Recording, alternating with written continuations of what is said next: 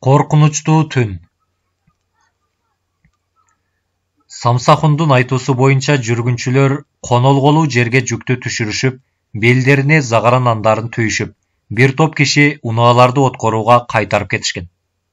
Башкалары кошто калышып, тамактарын жасап ичишип, уйкулары келгиче жомок айтышууга да киришти. Карыптын үйүндө олтурушканда Каныбектин этинин чиркейге чыдамсыздыгын, анын бети башынын күдүрөйүп шишишин, жан талашып тырмашын көргөн Самсахун кошту айдарымдуу дөңсөгө түшүрткөн. Түндүк тараптан зымылдап салкын жел жүрүп тургандыктан ыңылдаган чиркей, демди кыскан үп жок. Ай жок болсо мен бармын дегенсип, батыш тарапта чоң сары жылдыз ык салууда. Жүргүнчүлөрдүн кайбири жүккө жөлөнө калышып, бирде айтылган жомокко кулак салышса, бирде уйкунун кучагына илине калгандай болушат. Бирок көпчүлүгү Самсахун менен Ошурахундун айланасында.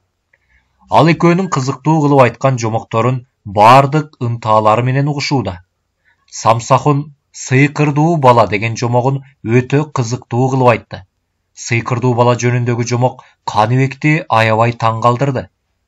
Баланын атасы менен энеси жети баштуу желмогуздардын өлтүрүшү, баланын жаштайынан жетим калышы, ар кимдин үйүндө жүрүп көп кордук тартып чоңоюшу, ошол азап тозокторго карабастан ал баланын көзгө атаар мерген болуп, жөө күлүк аттанышы, ошол күлүктүгүнөн бир күндө бир канча жерди кыдырып, түркүм кийик менен илбээсиндерди атышы, аткан олжолорун ар жердеги бей бечараларга бөлүп бериши, күндөрдүн биринде бала мергенчилик кылып жүрүп, 60 кучак ак терекке жолугушу, ошол терекке уралып чыгып бараткан ажыдаарды өлтүрүп, теректин башындагы алып кара куштун 3 баласын аман сактап калышы.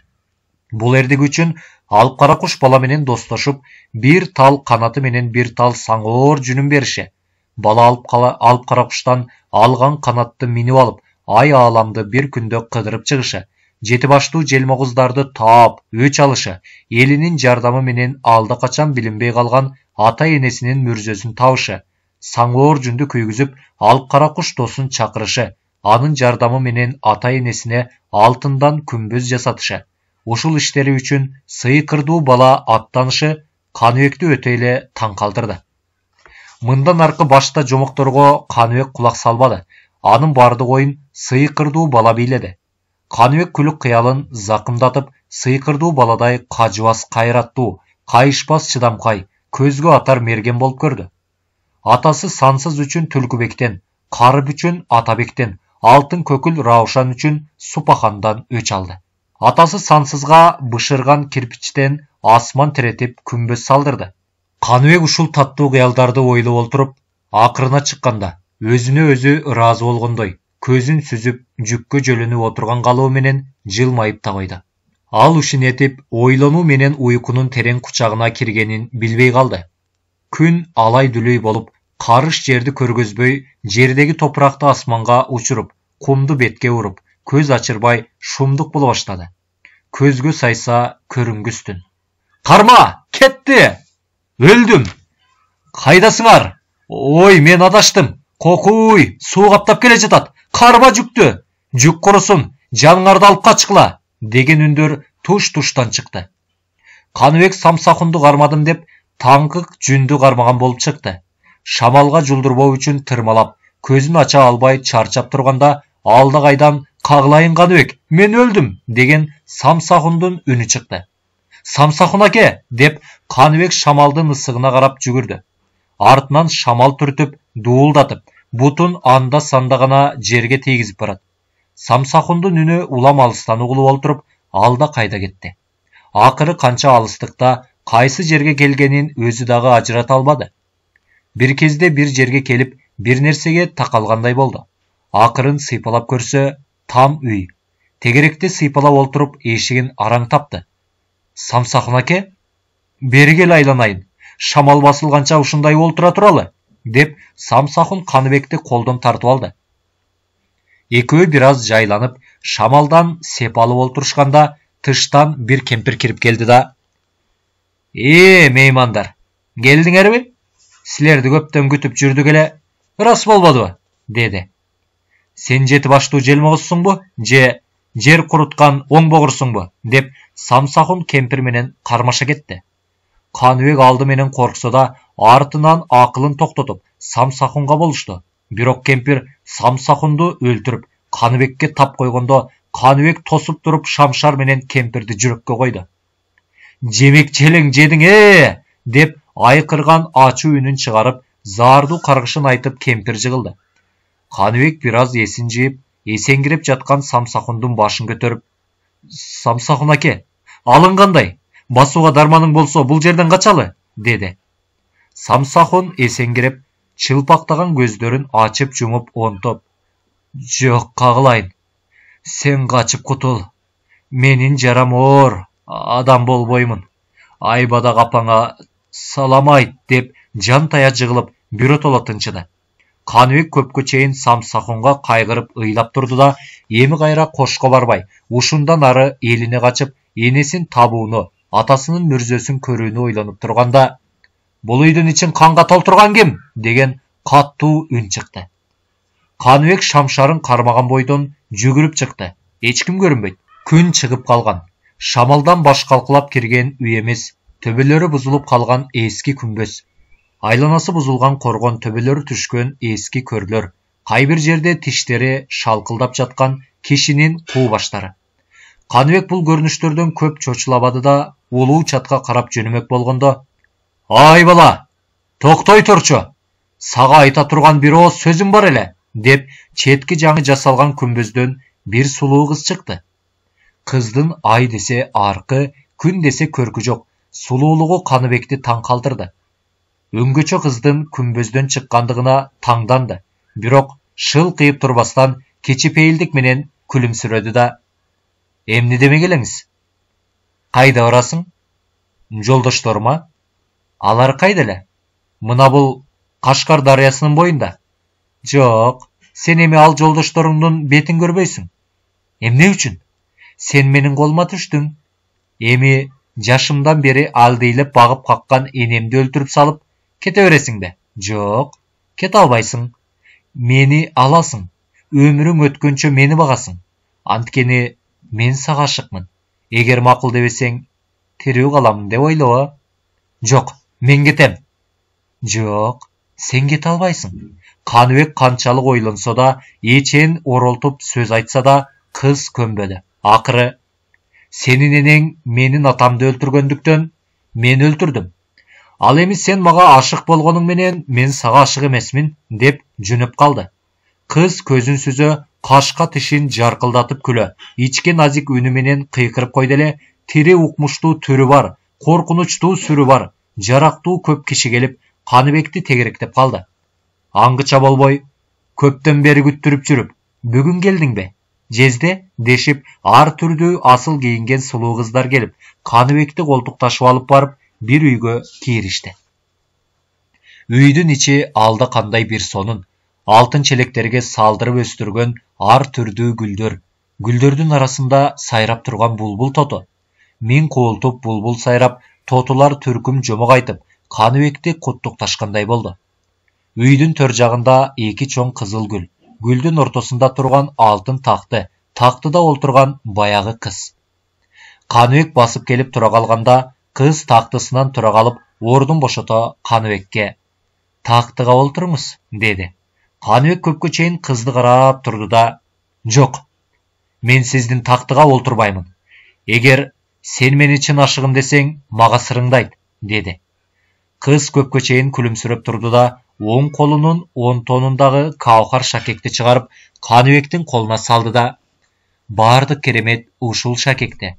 Сиз эмнени кааласаңыз, ушул шакек бардыгын орундатат», деди.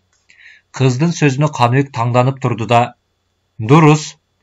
Кана шакегим, мени алтын тактыга алып барып олтургузчу», дегенде, Каныбек тактыга барып отуруп калганын өзү дагы сезбей калды. «Алдыяр ханым, тактыңыз кут болсун», деп карап турган кыздардын бардыгы оң тизелерин бүгүп, сол тизелери менен жерге чөгүлөп, баштарын ие, оң колдорун боорун ала таазим кылышты. «Мына шакектин керемети ушундай ханым», деп баягы кыз күлө Каныбектин сол тизесин баса олтурду. «Кана шакегим, Менин эки тарабымды 30-дан 60 батыр жарагы менен мени кайтарып турган болсун дегенде, Каныбектин эки тарабына 30-дан 60 батыр келип туруп калды. Батырлардын башында туулга, денесинде соот, колдорунда айбалта найза асынган мылтык, кылыч. Канышайым, сизге дат бар, деп жарактуу эки кыз келип, таазим кыла босогонун эки алдына тура калышты. Кыз күлдү да, «Канга айткыла», dedi, Каныбекти көрсөтө. «Ханым, сизге датын айтууга мартабасы ашкан бир байбиче келип турат», деп эки кыз Каныбекке карап таазим кылды. Каныбек көзүн сүзө башын ийкеп койгондо, эки кыз таазим кыла чыгып кетишти.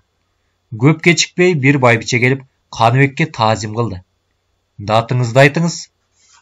«Күнү кече 200 төө, 100 аттын жүгүн соода иштери менен жөнөтсөм, малайларым бардык малымды шамалга учуруп, сууга агызып жибериптир. Ошол малайларымды тышка айдатып келдим. Келсин бери, малайларыңыз». Малайлар колдорун боорун алып, тизилип туруп калышты. Малайлардын кабагы бүркөө, кийимдери жыртык, көрүнүштөрү аянычтуу. «Мына, малайларым ушулар, ханым.